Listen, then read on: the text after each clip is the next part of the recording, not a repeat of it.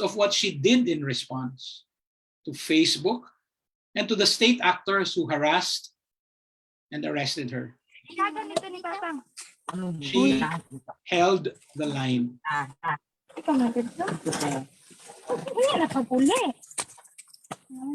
We are privileged to have Maria launch our Fighting the Big Lie lecture series. We are also delighted that we are joined today by eminent, globally recognized figures in media studies and disinformation research. Our moderator will introduce them properly, but let me just say that one of them, Julie Posetti, has unfortunately fallen sick and cannot join us today. Let me now introduce our forum moderator. Marian Pastor Roses is joining us from Dubai, where she is the curator of the Philippine Pavilion at the Dubai Expo. She is also a peerless cultural critic.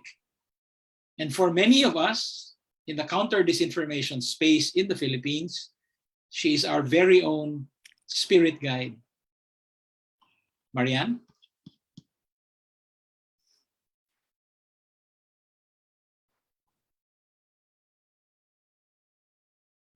Thank you, John. I hope everyone can hear me. Hello from Dubai. Magandang umaga po. Thank you all for being here. Let's begin with housekeeping. John reminds me, it's for use. You will be safe, but we all keep each other safe here in this space. Secondly, you will be recorded. We are going to have an archive of these meetings for documentation purposes. Thirdly, you can ask questions, and that would be vital. You can put it in through the chat, or if you're following us on Facebook, you can actually put it in through the comments. And fourthly, you are encouraged to give us feedback, because this work that we do really depends in a large measure on our conversations, on our continuing conversations. And we would really appreciate if you could be with us with your own thoughts. So, having begun with our house rules, let me also begin with observing an irony. We are on Zoom. We are on Facebook. We're on Facebook Live. The big lie is also being streamed via Facebook. But think of live streaming as, the weapon of the week, and that we are now using Facebook Live to talk about Facebook. So, noting our historical moment and the irony of the historical moment, let's proceed.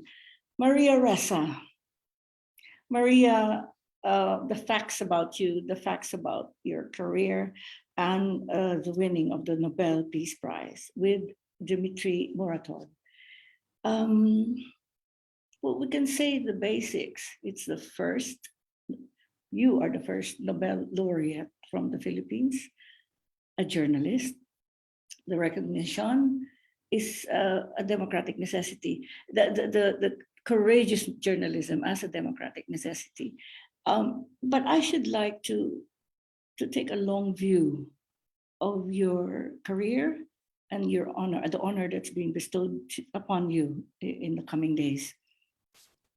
In time, I think the country, the Philippines, perhaps not now, but the Philippines will recognize the enormous debt of gratitude that we all have, that we all owe you, for alerting us to the disinformation environment, this disinformation ecosystem that we all live in right now. But more than that, more than alerting us, you actually sketched out and produced for us the maps, the cartography, the structure of the disinformation networks, and that without Maria, without your having gone ahead and done this for us, we would not be in the place we're in. We're not in a good place, but we would have been in a worse place, far worse place, if you hadn't done this for us. And I think in time, the Philippines will recognize that, all of the Philippines. Thank you for being here. Our discussants are Dr. Masato Kajimoto, who specializes in news literacy education, multimedia storytelling, and social media and journalism. His research incorporates learning analytics, media and cultural studies, and narrative analysis. Before beginning a career in teaching and research, he worked as an online reporter and specials editor, web producer for CNN. Dr. Sherian George's professional life has been devoted to journalism practice, education, research, and advocacy. A native of Singapore, he worked as a journalist for the Straits Times, including 3 years as its art and photo editor, before moving to academia. His academic research centers on freedom of expression and hate propaganda. And without any introduction, let's go to Maria's lecture. Let's have the lecture now.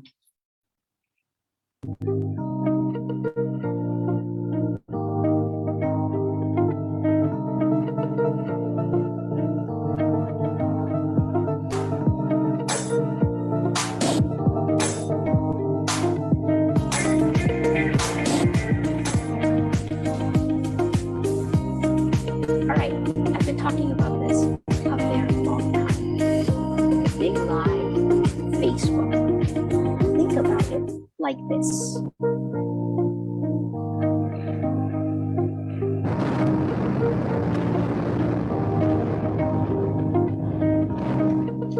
Like an atom bomb has exploded in our information ecosystem, because that's actually what happened.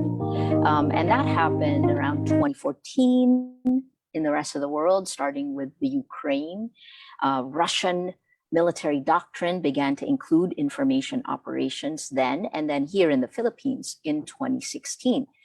When Hiroshima happened, though, the entire world came together and we created the United Nations, the Universal Declaration of Human Rights. But now we're still in the process of actually trying to even decide whether an atom bomb exploded in our information ecosystem. Here's how we discovered it. You know, it makes sense. Rappler was born on Facebook. And if Facebook had better search in 2011, we probably wouldn't have created the website.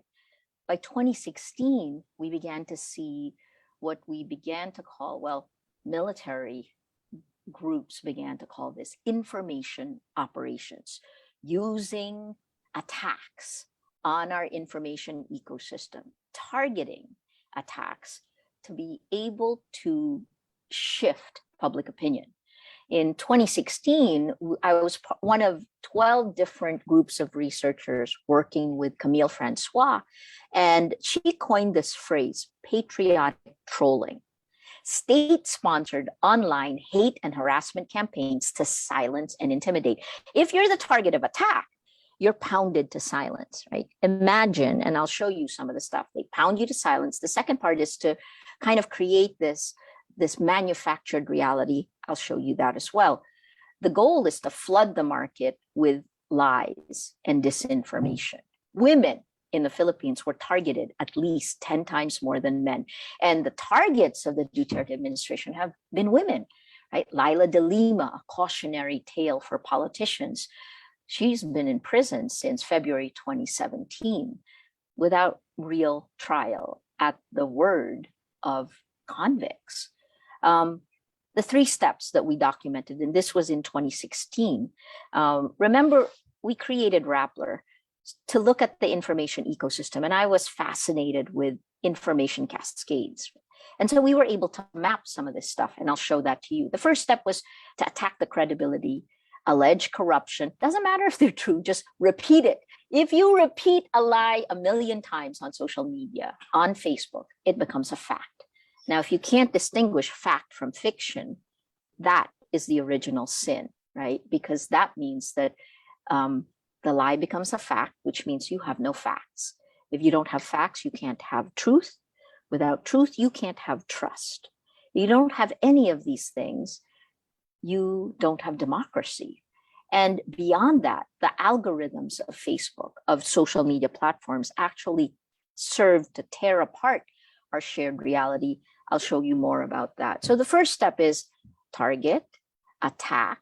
Second, largely women, use sexual violence, inflame biases, fuel misogyny, degrade that target as a sexual object.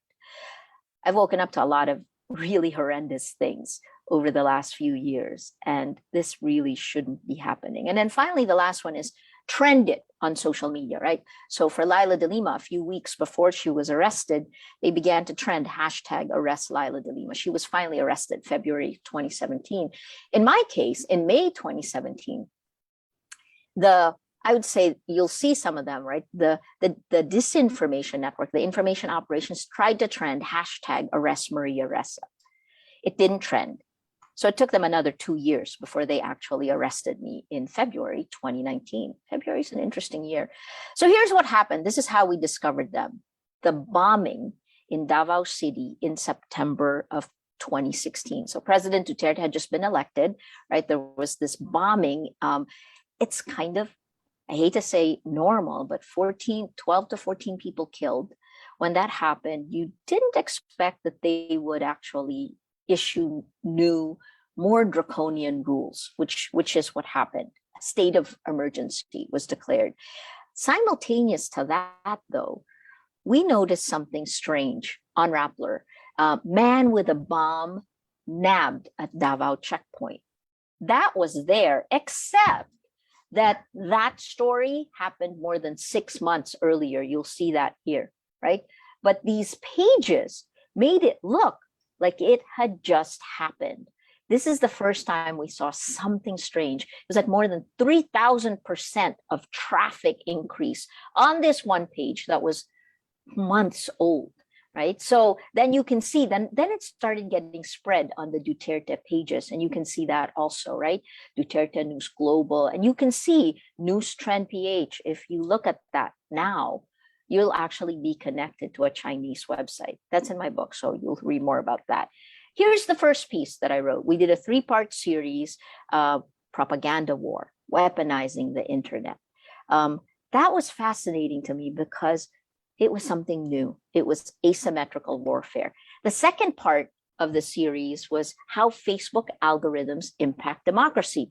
The third part, so I wrote those 2 parts, but the third part was written by one of the co-founders of Rappler, Chai Hofilenya, who also teaches at Ateneo. So take a look at this page. This is the kind of detail work we did. This is the page of Luvimin Cancho.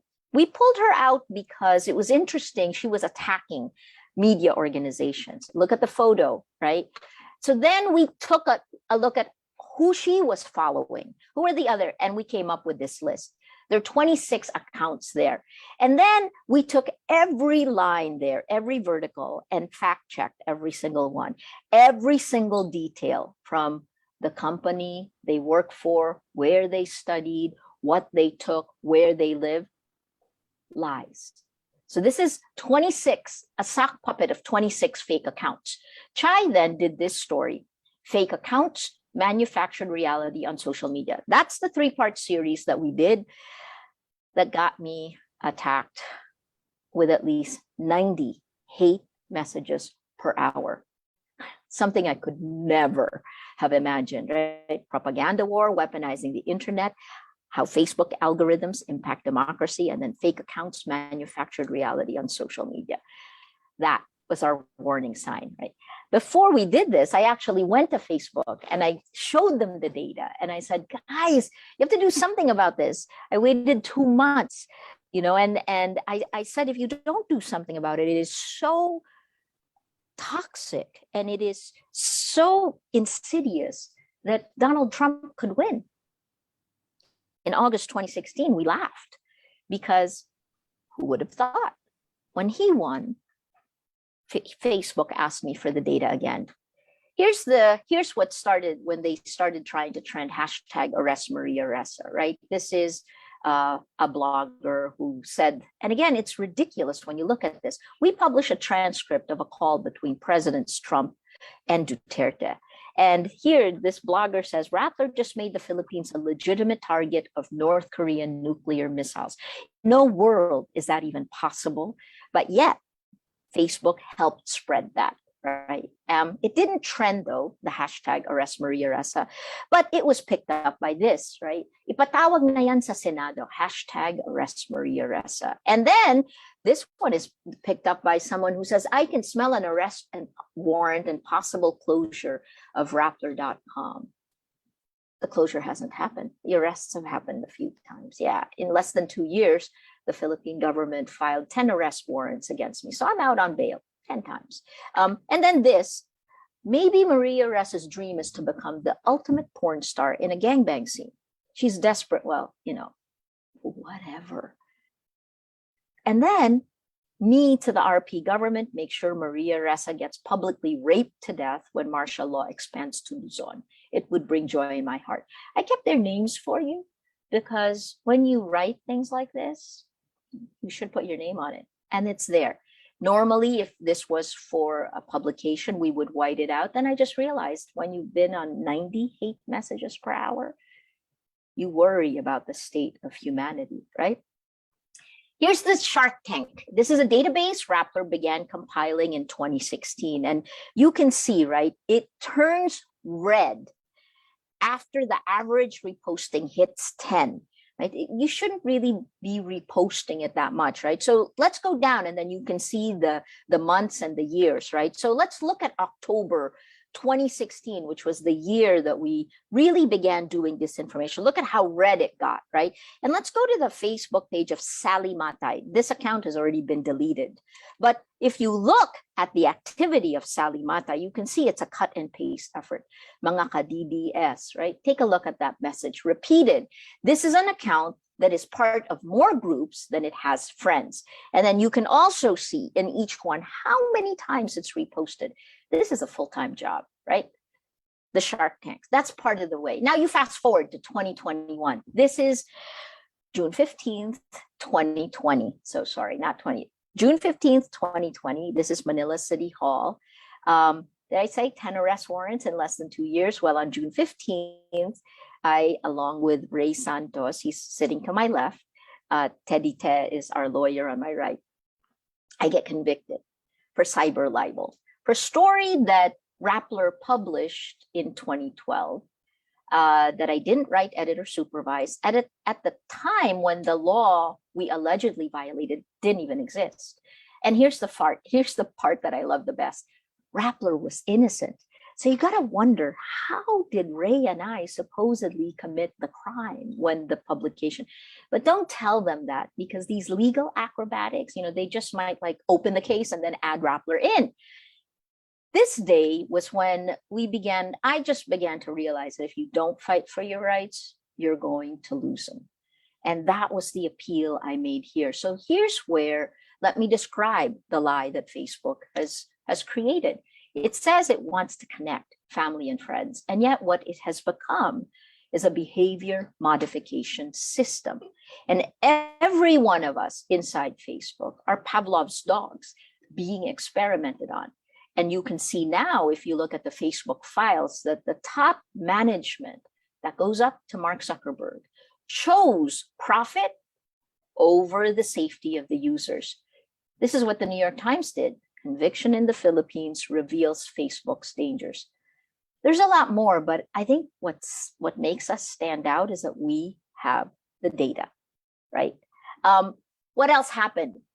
Here's what else happened. Metanarratives were seeded, and I'm going to tell you about them because this is also what happened in other parts of the world, right? By January 2021, Oxford University's Computational Propaganda Research Project said that social media, cheap armies on social media, rolled back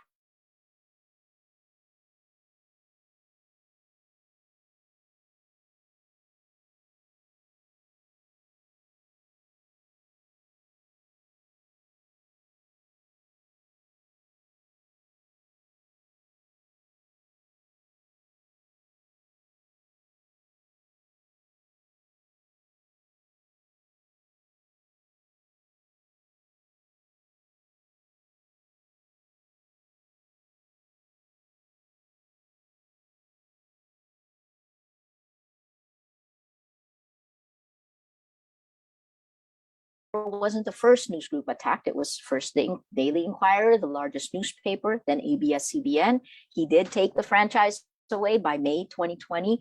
And then finally, Rappler. We just stood up because it wasn't worth doing it if we couldn't tell you the facts. So 2017, by a week after President Duterte said that, I got my first subpoena. So did Rappler. And then 2018 was 11 cases and investigations that began. 2019, that's when the arrests began. And the arrest warrants started coming, right? And that's when I spent 90% of my time with lawyers and in courts. And 2020, this is what you see. The University's Computational Propaganda Research Project said that social media, cheap armies on social media, rolled back democracy in at least 80 countries around the world. What happened to me is in 2016, the meta-narrative journalist equals criminal comes bottom up. You say the lie a million times. There were others, journalists in general were targeted because if you tarnish us, if you make people doubt the facts, then they do not know not only what to believe, but how to act. How do you hold your government accountable if you don't have the facts? So 2016, bottom up. 2017, top down. President Duterte says in his State of the Nation address, journalists equals criminals. Rappler wasn't the first news group attacked. It was first the Daily Inquirer, the largest newspaper, then ABS-CBN. He did take the franchise away by May 2020. And then finally, Rappler. We just stood up because it wasn't worth doing it if we couldn't tell you the facts. So 2017, by a week after President Duterte said that, I got my first subpoena. So did Rappler.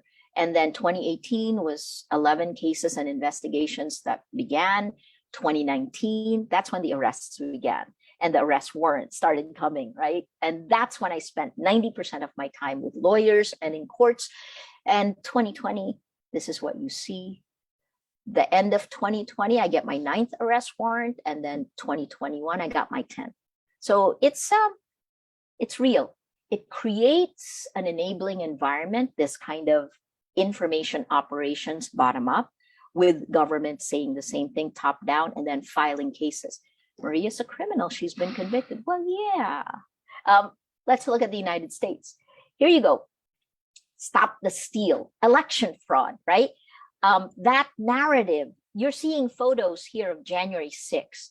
When Silicon Valley sins came home to roost. August 2019 was when the narrative was first seeded, not surprisingly, on RT. Then it was picked up by Steve Bannon on YouTube, seeded in closed pages. Then Fox, Tucker Carlson picks it up in September 2020. QAnon drops it October 2020 before President Trump says it top down, right? So you see bottom up, top down. Para siyang bibingka. Ganun yun, di ba? Okay, so let's go to the women. By March this year, March 2021, the International Center for Journalists, working with the University of Sheffield and Rappler's research team, took almost 500,000 social media attacks. And they went through natural language processing and messaging, and they studied it. And in May, published it with UNESCO. It's called The Chilling Global Trends in Online Violence Against Women Journalists.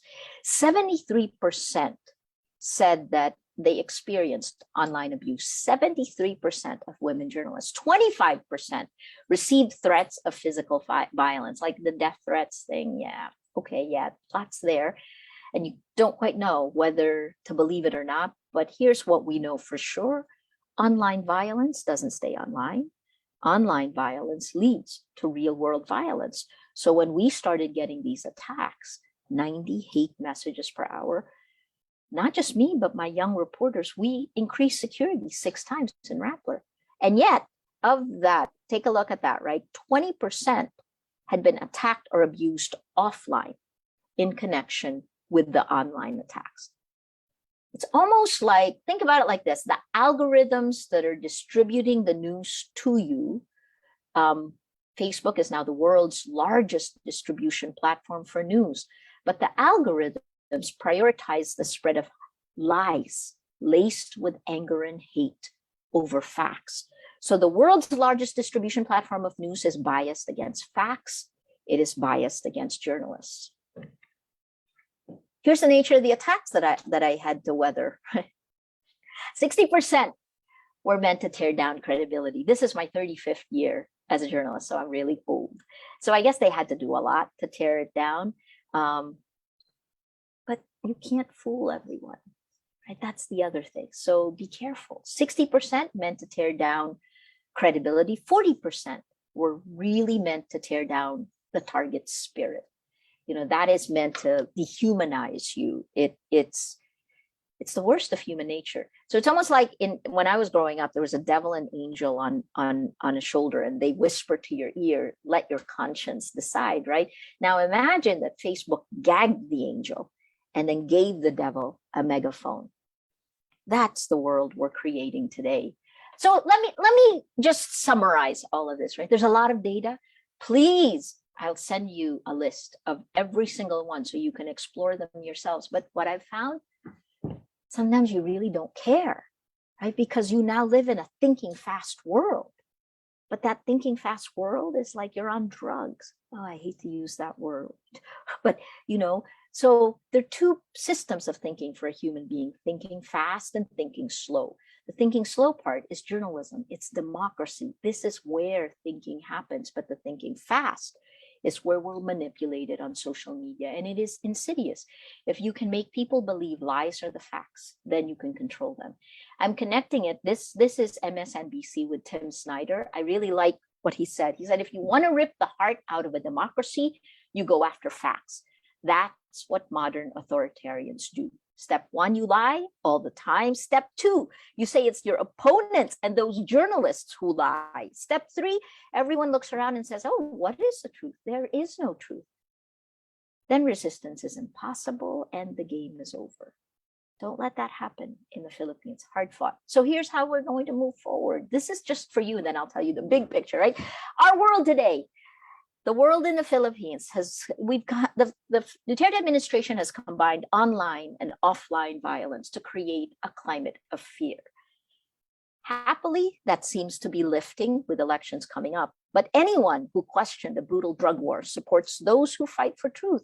They attack with the full force of the government. That's incredible. So these digital authoritarians get elected democratically and then take the levers of democracy and crush democracy from within. Our institutions are tainted.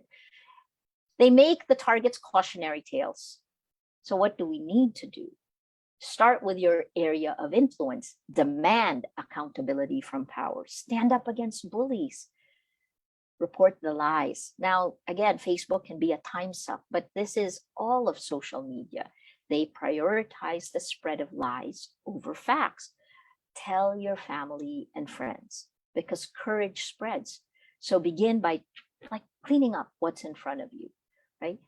The 3 pillars of Rappler, and we're still working on it, and I hope that we get some success leading up to the May elections. Tech, journalism, community.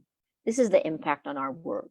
On technology, I am part of so many international groups, including the Real Facebook Oversight Board, including the Forum on Information and Democracy, which is looking for systematic and systemic solutions to the algorithmic bias in distribution and design of these social media platforms. So tech, we're also building our own tech in time for our elections so that we can have fact-based, evidence-based reasoning, so we can choose, so we can think.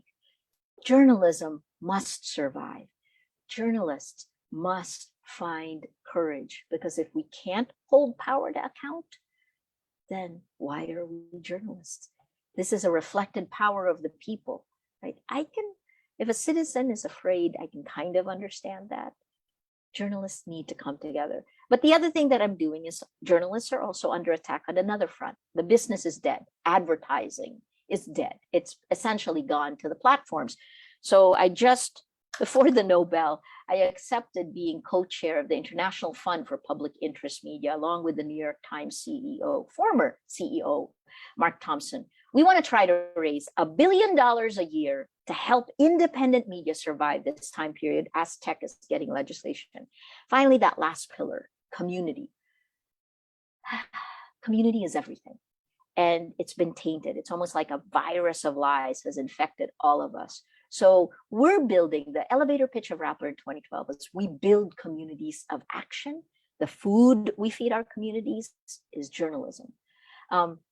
We got to build the communities for our elections. I think we're in an existential moment in the Philippines. And it's not just the Philippines, globally. The next 3 to 5 years will determine whether we move to fascism or whether we retain our democracy, our individuality. So make the choice, clean up your area of influence, because the question you have to answer is a question I had to answer when the arrest warrant started coming. How far, how much are you willing to sacrifice for the truth? Your answer will determine the world we live in.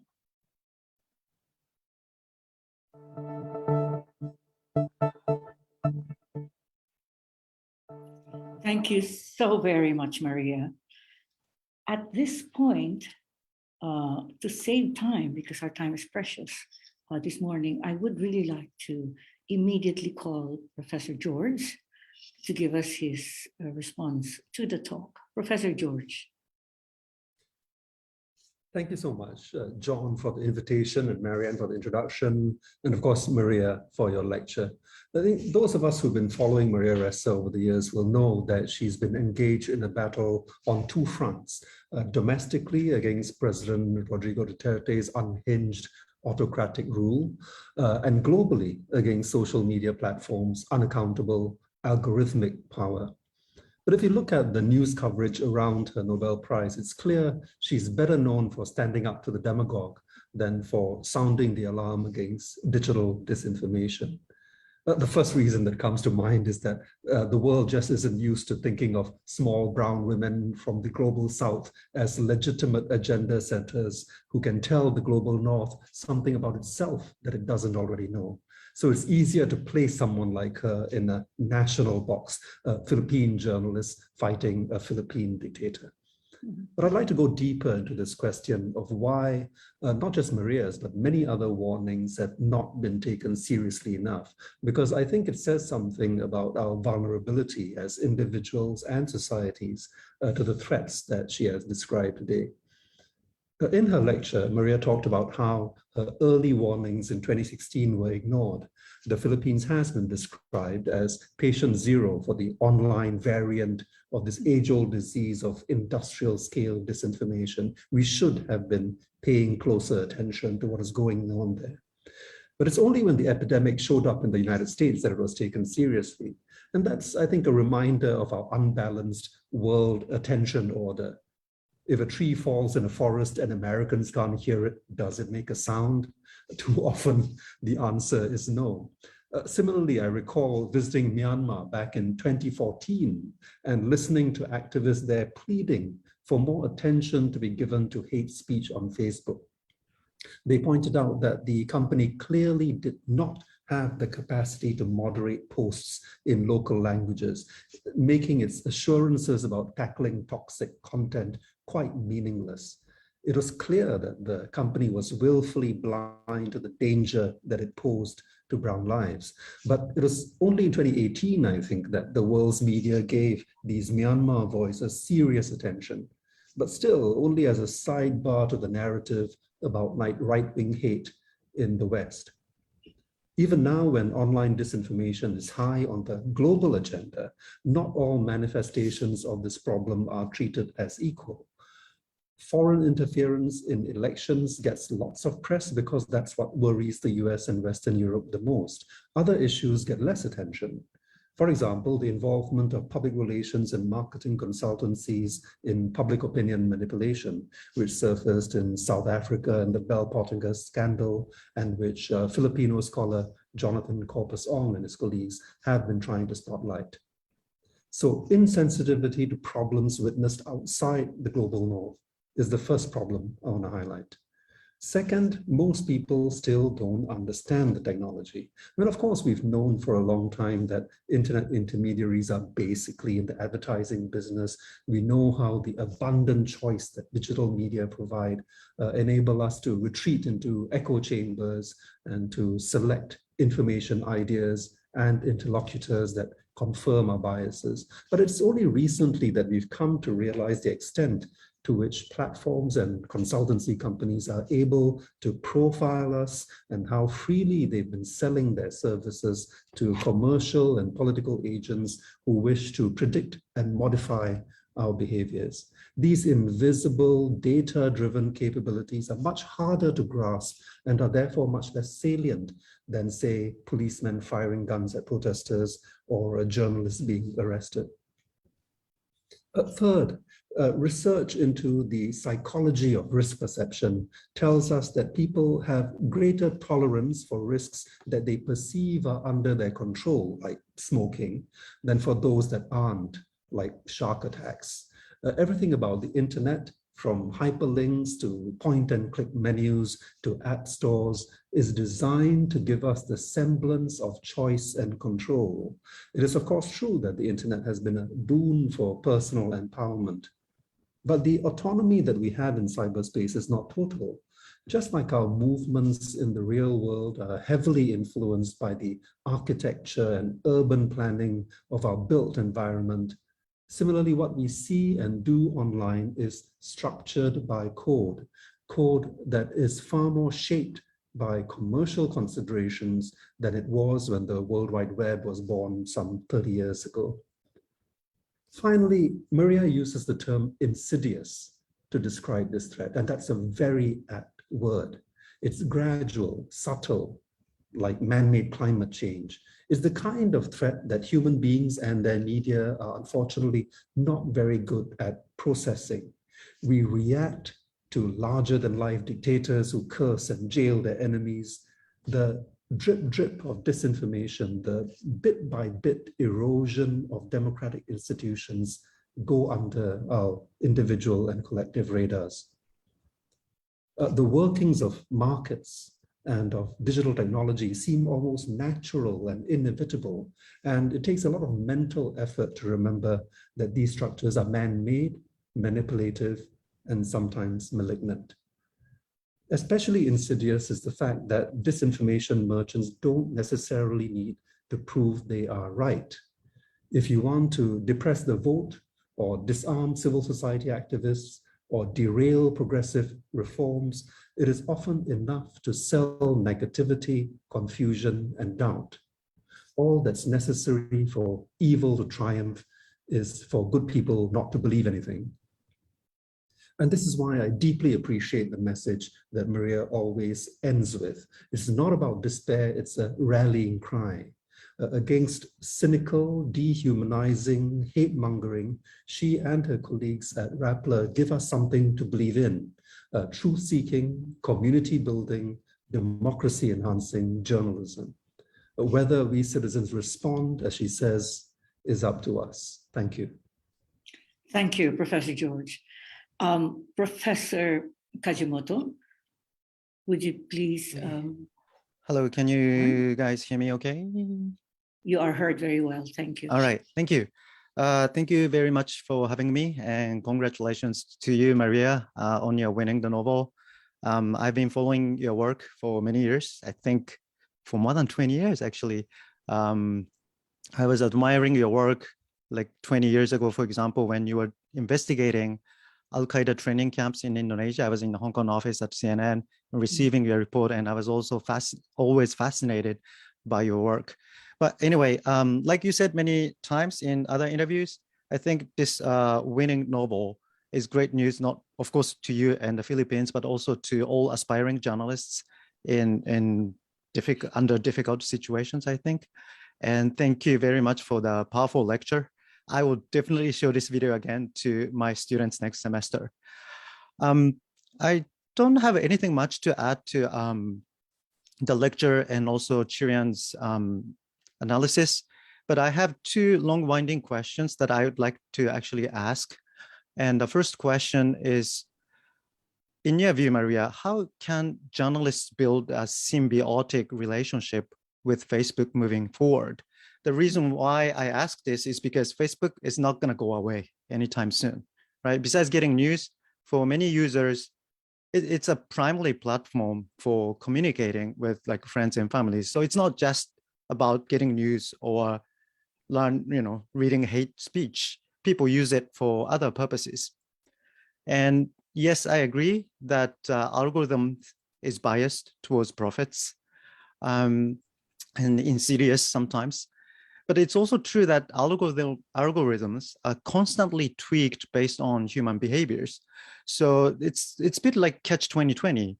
You say, well, human behaviors are manipulated by algorithms, but at the same time, algorithms are learning human behaviors to, well, improve their service for more profit maybe, but still, they're learning from human behaviors, and that's taken into the algorithm.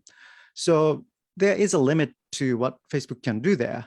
If human behaviors are the ones that are making certain hashtags trending, there's nothing much you can do. Yes, it can be manipulated, but it can also be very organic. Some users are organically spreading disinformation. And for many fact-checking organizations in the world, especially the smaller ones, the third-party fact-checking agreement with Facebook is one of the main ways to sustain their journalistic work financially. And Rappler also actually works with Facebook as third-party fact-checker.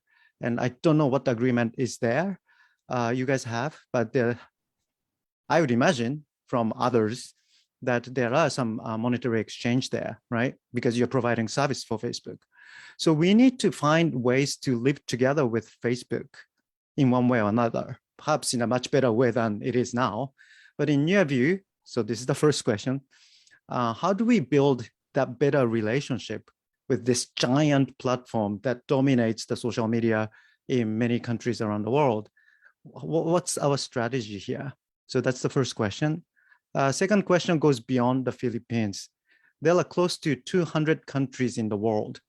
And lots of research in politics indicates that only about 24 or so have mature democracy. So out of like 196 countries, only 24 or 5 are considered having mature democracy. And the rest is not so much. So many countries have democratic systems. They have elections, for example, but the process, like again, election can be rigged, or judicial independence is not really practiced, even though it's on constitution. So in reality, there are many countries that are not democratic at all. And in Asia, there are countries that do not have democracy to begin with. So in those places, even mentioning the kind of Facebook data that you showed in the lecture could be deemed criminal offense in one way or another, because the drill, right? In the name of protecting privacy or national security, it's illegal to even talk about the kind of behaviors that you can actually observe on Facebook publicly, but you cannot reveal it. So in the Philippines, you can still push back. And I know it's not easy, and I admire you and your colleagues to stand up, the courage you have. But in some other countries where free speech is much more severely limited compared with the Philippines, what would your advice be to those journalists working under those conditions? Because you mentioned this international support system for independent media in the future. So what's the strategy here in the countries where, doing the kind of work that journalists do is much more difficult? Even fighting back is not an option. Then what? What's the strategy? So that's, sorry, the second question. And I would stop here, and I'll pass the microphone back to the moderator. Thank you, Professor Kajimoto. Maria, to you, congratulations. That was incredible, as usual, your incredible self. And now do address, firstly, Professor Kajimoto's provocations, because they're really provocations, and then on to Professor George's. Maria. So first of all, thank you. And, for many of you on this call, you have heard me say this so many times over the last 5 years, right? So I really feel like a combination of Cassandra and Sisyphus combined, and it is a painful place to be. Masato, first of all, thank you for that question. You do, as you pointed out, Rappler is one of only 2 Filipino fact-checking partners of Facebook. Look, I don't think it's not that the machine learning learns from each of what we do to create the model of us, right? And then AI comes in and takes it, and then that's what it serves as in terms of micro-targeting, serving our most vulnerable moment to a message. But the reality is that the actual coded bias into the algorithmic amplification, several things could be done right off the top. And I think, for example, for elections in the Philippines, I ask both behind the scenes and in front from our partners from Facebook to actually turn up the NEQ, the news ecosystem quality, right? This is something that we've known has been there because there is a ranking of both news sources and any kind of content creator. And what we've seen in the United States is that they had a break glass moment where after the violence on January 6th, they essentially turned up news, facts, right? Because the basic foundation, the foundational problem is that facts and lies are treated identically, which is what has poisoned the information ecosystem. So now when you turn up the NEQ to prioritize fact-based news, right? And that happened after the violence on January 6th. What you saw on CrowdTangle is, the news organizations come up, NPR, CNN. The facts are really not debatable. The interpretation can be, but in the end, you can say that, I'm wearing a black shirt. With micro-targeting and insidious manipulation, you can change that for other people, right? And that's kind of where it's gone. So I think there are things like that. The other part is the latest whistleblower, Frances Haugen, came up with the papers which showed that emotions were weighted 5 times more than like. So imagine if anger is weighted 5 times more, it brings up other things, other indications of, the kind of behavior that is created. So I think when you say that it takes its cue from human behavior, there are 2 different processes. Process number 1 is what goes into distribution, what gets the mass distribution that broadcasting or traditional media used to control and was held accountable for, right? If we spread the lies that spread on Facebook, we would be sued. And those are the things I would ask and have repeatedly asked. I agree with you. The future is with Facebook, right? The future is with YouTube. TikTok has come in. It's going to get even, and this is where I think it's going to get even worse. We haven't even spoken about, GPT-3, the kind of AI generated content that you can't actually distinguish. It has more than 175 billion properties. I think I talked about it a little bit. So really, it's going to get worse, but I think that the algorithmic properties, those can be taken apart. But the problem is that to be able to solve the problems we have in the real world would require a sacrifice, and their sacrifice of both engagement in the way that social media has made it trend. Because engagement in the past used to be positive. Now it's, whatever captures your emotions and your attention. And so it goes back to this business model that Shoshana Zuboff calls surveillance capitalism. Because in the end, should our data be owned by the corporations? And, it's not a surprise. There are the 5 major companies that have really taken our private data and created models of us and then created outsized corporate profits are all American platforms. So I think in the Philippines, we say moderate the greed. I think that's going to be you are part of our future. That's why we're partners. But it's also, it isn't, the world that you've created has already shown that we must change it. And I continue to appeal for enlightened self-interest. Thank you. Maria, would you like to address Professor George's comments? Yeah, Sherry, and so nice to hear from you again. I agree with everything that you had said. I think again they go hand in hand, and you can see. I always have this discussion with my lawyers because they'll say, these are legal problems you're facing, but in the end, actually, the legal problems are offshoots of the information operations that came from technology. And I think that, trying to get some sense of justice from that, that's probably where you've seen the shift in me, because I'm lucky compared to other journalists in the Philippines. Frenchie May Cumpio, for example, she's not even 30 years old and she's been in prison since for more than a year now, since February. February seems to be a month when a lot of people get jailed. Or the 21 journalists who have been killed under this administration. And, the lawyers who defend us, more of them have been killed than the journalists. 63, at least 63.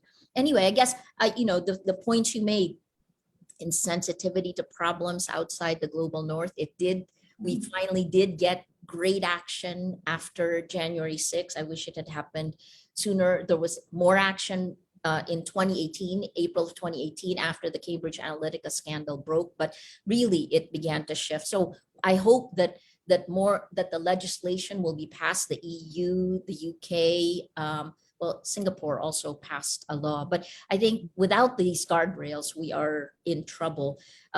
And your second point is the understanding of technology and the research and risk perceptions.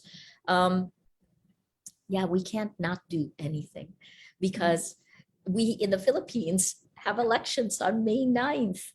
And if we don't have integrity of facts, we will not have integrity of elections. Thank you, Maria. I'd like to pick up, before taking up some of the questions from the participants, my turn. I'd like to pick up the word insidious, because it actually does deserve a lot more thought. Insidious requires that the person thinking has to have a macro view, a truly big macro view of what's going on. But it also requires this addressing drip by drip, which is another mind. It's really micro. It's so micro that it boggles the imagination. So you're stretched between these enormous things and these tiny things that are on a day-to-day basis. So I'm wondering, you're a journalist, what would you say to a journalist who needs now to have a different equipment, as it were, a different brain, a different way of looking at things? I mean, we are really in a different world. Yeah, absolutely. And this is, I'm trying to write the Nobel lecture now, and it's really that it's a completely different world. And Yeah. I guess the part that, where you're saying both micro and macro, right? It is, to me, the unifying force, and both Masato and Cherian kind of mentioned this. It was in studying, for me, my through line was studying how people get radicalized, how I studied That's terror. right. Yeah. And what was fascinating with that is after 9/11, all the journalists focused on the terrorists, on the hijackers. But then after that, we began to realize that group dynamics are actually more important than individual, right? Despite what the individuals say, when you put people in a group, peer pressure happens. And this is also some of the dynamics that you see in the papers that were just released, the Facebook files. But what I mean by this is, as early as the 60s, the Ash conformity studies, the Milgram studies that show you that when we are in groups, the group exerts pressure on the individual, and Facebook takes it a step further with mob rule. I call it mob rule, right? But then the last part, which we don't really talk about that much, is something I use all the time. And in some ways, I'm afraid it's like code for me, which is emergent human behavior. This, Masato, is where I feel like it's different from, how human beings, yes, we program the model of each of us, but emergent human behavior that those algorithms encourage, that emergent human behavior is the that's the drip, drip, drip, Marian, and your cultural studies show this. That's the drip, drip, drip that makes hate, conspiracy theories, distrust, that makes this the norm. And what that does is, instead of stepping back in olden times, not so old, but under leaders in the past who would take over, right? Their first challenge always is how to unite people. Now, with social media, because of the incentive schemes of social media, we are seeing leaders rewarded if they divide, right? In fact, if you look at the incentive scheme of the internet in general, Charian talked a little bit about advertising. Yes, this was created for advertising and marketing, but it was taken by power. And then if you look at the incentive scheme, it really has torn our world apart. And it isn't just social media. Take a look at, journalism, news organizations. Our very expensive processes of gatekeeping have now been distilled to one metric on the internet, which is page views. And if you're only running after page views, the quality of your journalism is going to go down because it's like you're playing to the mob, right? The most important stories we do are actually targeted to expose corruption or to expose wrongdoing that frankly affect a smaller section of society and don't get the amount of page views that a crime or entertainment story will have. The folks who that was what I learned from managing ABS-CBN and TV Patrol, right? The stories that get the most engagement on social media are the ones that frankly don't feed our minds and don't help us find peace, right? So anyway, sorry, I'll stop talking about this because I do talk about this all the time. Yes, I know. I was just wondering about I was just wondering about the journalists now and how the challenges are totally different now. But for us also, the consumers of media, how we ought to know that we are hacked. We are human beings who are hacked. And in our hacked capacity, we do have to think. All right, let's pick up some of the questions from the participants. And Indrajit Gupta in India is asking, how does Facebook, changing into Meta, change our content ownership spectrum? That is really cogent. Please, Maria. I guess my question for the name change is if it couldn't handle our data and protect us now, what is the assurance that it can handle much more? I guess the next biggest trend that we're going to deal with that will really intrude not just on our privacy, but create better models of behavior. It's really behavioral science. That's going to be the intersection of information and health. And that's happening now, right? The minute you walk into a virtual reality and it's taking your heartbeat, it's measuring your pupils, it is beyond our rational mind. And the machine can actually do things that we won't be conscious of.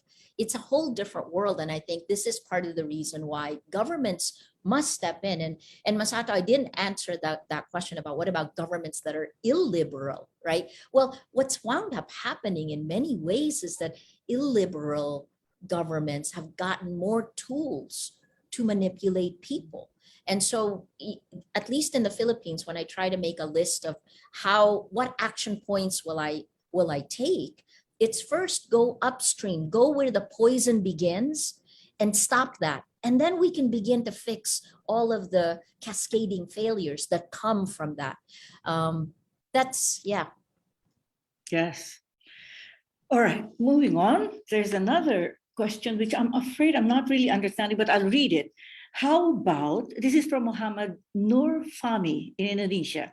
How about handling the psychological, I guess, the psychological state of journalists who are concerned in debunking, especially when we found sadistic videos? So this is close to your heart. Yeah. This is the personal, and this is the psychological. Yeah, in 2016, when my team was being attacked, and I have a young team that's predominantly female, we actually sent them for counseling, but our counselors realized that they weren't prepared for computational propaganda and computational attacks. So unfortunately, just like the vaccines for coronavirus, journalists in many instances were the guinea pigs, and we have to develop resilience. And here's what worked best for us in Rappler. It is to really be radically transparent, not to be ashamed. Because look, we're human beings and we can be wrong in stories. And, right now, you don't even have to be wrong to get clobbered online, right? So what we found is that we help each other. In the past, we actually created systems where whoever is being attacked, because look, I'm much older than some of our young reporters who were targeted. And if you know someone who's being attacked, create a system. Michelle Ferriols in the United States created troll busters, right? Where you try to come back with love. I haven't seen anything that really does work. This is all kind of like plugging our hand in the hole before, hoping the dam isn't going to burst. And I really hope that, I know I always ask this question, I really hope that tech platforms will shift it, because they are the only ones with the power to do it right now. Governments are just going to take a few more years, and many of us don't have years to wait. That's true. We really have a very, very short period of time each time we address anything of this, the questions of this nature. I would like to encourage Professor George and Professor Kajimoto to address actually those two questions as well, because they're very vital questions. One is actually on the level of the intimate, and the other one is on the level of, Facebook, which is the level of the immense. Professor George. Maybe I'll actually, I've been thinking that it might be worth addressing the question about journalism's responsibilities, because that is something that interests me. It kind of reminds me of the challenge that climate change reporting has posed to journalists for decades, right? It's a similar kind of problem. Insidious, it goes under the radar of how we normally define news, which favors events that are sudden and localized and so on. But here's a problem that is global, and as Marianne, you put it, both almost too big to grasp, but also too micro and little to pay attention to.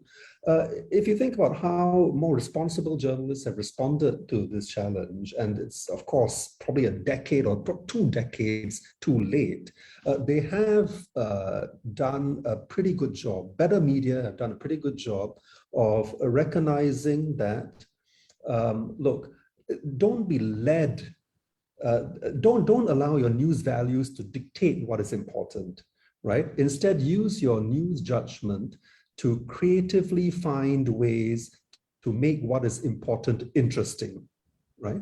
Yeah. And huge strides in the quality of climate change reporting have resulted when quality media have taken this task to heart. And I think it should be possible once journalists understand that, yes, we are really dealing with a similar kind of threat to democracy rather than to our environment. It calls for the same kind of intelligent use of their, of their very precious and rightly respected journalistic methods. And I'm confident that if enough journalists understand the seriousness of the problems, it doesn't actually require, throwing out the principles of good journalism. And quite the contrary, it's just about being good journalists, recognizing that your job is to make what your mind tells you are important problems interesting and manageable for readers and viewers. So the word optimism has been sounded out, and it's a word that Maria actually has never let go of. So in the face of Facebook, Professor Kajimoto, could you pick up a little bit about Meta now? What do you think? I really think the audience wants to hear more from Maria, so I'm gonna be really quick. Just And a second. Yes, yeah, sir. I see some questions in the chat box as well, so I'm Yes. gonna sort of combine them together All right. and form Very another good. question. So to me, regulating content always has a danger, right? And but I agree with Maria that algorithm has to be more transparent, so we know what's going on. If anger is given 5 more times weight than other reactions, then that has to be tweaked, and the public has to voice out that demand to platform. So is regulating algorithm the answer? Making it transparent is part of the regulation? I'm not quite sure, but that's something that we can probably discuss. I'm more inclined towards regulating internet advertising.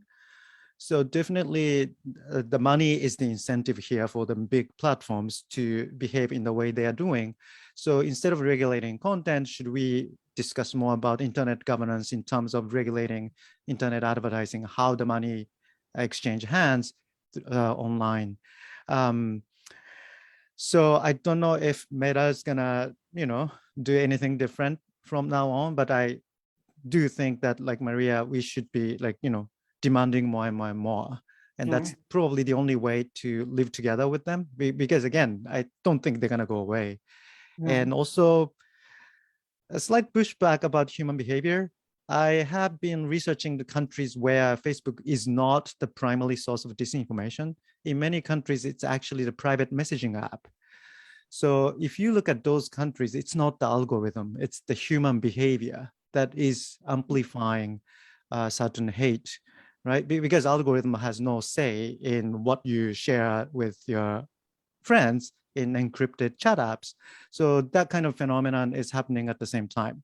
So it's something that we should take into consideration as well. But anyway, so I want to ask, so what would be again, I'm sort of looking at the chat box. So the legislation, what sort of legislation would work potentially? And second question is, should journalists learn more about computer programming? Should we learn more about AI? I mean, that's something that I've been asking myself too, because I teach students. So I want to know what sort of skills Maria thinks future journalists need besides the basics that Chirian already talked about. That's 2 questions, Maria. Wow, so interesting. It is, isn't it? Yes. Look, I just came back from a month in Harvard where we were going through what could be short, medium, and long-term responses for legislation. The EU's Digital Services Act actually moves away from content moderation because we're kind of lost here when in the end it's a downstream problem when you need to move upstream, right, to how exactly the gatekeeping is happening. Remember, we journalists are responsible for gatekeeping, and then by getting rid of by treating the platforms like they are pipes, they have evaded responsibility for that. I think that's one of the interesting things, is looking again at Section 230 in the United States, and deciding, I mean, the phenomenal growth of the tech platforms as a news organization. I look at that and I just go, how come they get away with that when journalists can't, right? When I was with CNN, it took me a year to set up the Jakarta Bureau, 8 months to actually, find lawyers to figure out how to do this. What are we going to do? This is bypassed when you're a tech platform. I looked at when one of the things we did on Rappler early on is we put X, where I was like, if the tech platforms can do that, we should do that. So we actually ran a platform on top of Rappler where it was people were just posting what they wanted to do, and we put guardrails in place because that's what journalists do. And we called this R4, and we took it down at a certain point when it was moving towards elections because it was too tainted. It did actually increase page views, but that shouldn't be the goal. So I guess that's, if you get rid of like Section 230, all of a sudden impunity stops. Because I think that's the first step. I think the other one, the second question you have is, that's just one idea. It's obviously quite contentious in the United States. President Trump wanted to get rid of Section 230, but we can't get lost in the politics. We truly have to look at the problem itself. And the biggest problem is that no one is responsible for destroying the facts. So we need to restore that. In terms of journalism, my gosh, diba? Like just learning how to report is difficult enough. Understanding all of the processes. Are you going to need to learn AI? Actually, AI is now writing better than a human. This is this GPT-3 that I was just playing with. It's insane. What does that mean for journalism? Here's where I think journalism is going to go, because we are going to get intertwined with tech. Rappler a week ago just rolled out a new tech platform, right? But the journalism is going to need to embrace technology, because when journalists build technology, it's almost inherent, because we have a set of standards and ethics and we have a mission. It's inherent in the kind of tech we will build. And then the other way, tech people are going to have to embrace the impact they're creating in the public sphere, i.e. they're going to have to be responsible or be made responsible. If we don't do that, then I just don't see how democracy or our shared reality survives. You heard me say this. I feel like they're like code words for me now. But do we need to learn AI? Yeah, well, we won't have time. I pity our young journalists. But I was going to say the biggest trait a reporter needs today is courage. That's why in many instances, every time I hear someone call journalists content creators, I bristle, because we're more than content creators. Journalists, we sacrifice a lot we do stupid things like ask a president why he's corrupt. So I think we need to continue doing that. There needs to be a system of standards and ethics. The mission is even more important. But other skills, wow. We're trying, we're trying to create, even in Rappler, it was like, maybe we can move all the data people here so the reporters can focus on accountability journalism. And then we try to fast track training once we have a team that does it. There's so much happening right now. It's incredible. It is incredible. Now that's the word, incredible. We have exactly 1 minute, and I would like to use that minute to bring it back to Maria, because you did bring the entire, the enormous scale of this back to the human being, back to the journalist. And it is, in fact, the sum total of a journalist's soul that was actually, that is being recognized by the Nobel, Maria. It is the quality of your humanity. It is not the achievement. It is not even the brains, because the brains in Rappler is a collective brain. I understand that. But it's the quality of the human being and the quality of your commitments. So perhaps a couple of sentences, and we'll call it a wonderful morning. I think I am a placeholder for every journalist around the world who has stepped up. When this kind of fissure happened, it was created by tech, but in general, journalists held the line, and we've suffered for it, So, and it's in so many countries. Look at Hong Kong. I mean, Jimmy Lai was awarded, and Apple TV was given the Juan Ifra, the Golden Pen of Freedom Award this year. It's shocking what we have had to go through. So I guess this is something I struggle with. It is very difficult to believe in the good if you are pummeled with evil, right? Which is kind of what hate and fear and violence, what is being pounded on us. So I think I think we just have to remember that the most incredible human achievement is based on our foundation of empathy, of caring. It's why I became a journalist in the first place, that we believe in the good. And on that note, congratulations on the Nobel Peace Prize. And thank you so much, Professor George, Professor Kachimoto, John Larry, thank you very much. Wonderful, wonderful. Go to Oslo with our hearts and our love. John? I am turning it over to John. We're calling it a day. Thank you very much, everyone. See you tomorrow. We have 2 more lectures on democracy and disinformation at 10 a.m. and then at 2 p.m. Thank you and good morning. Good morning. Maria, bye-bye. Salamat, Marian. Have fun. Yeah, bye-bye. Marianne, thank you. Marianne has to catch the flight to Abu Dhabi. She's being picked up in 13 minutes. Thank you. Cherian, thank you very much. Masato, thank you. Maria, thank you very much.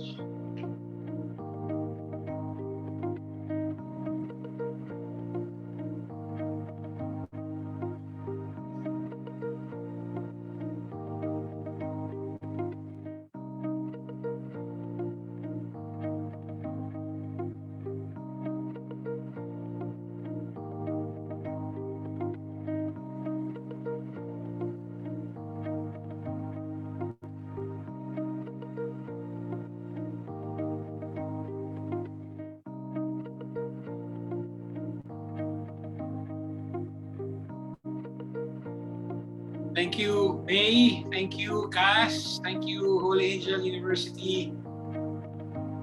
Thank you.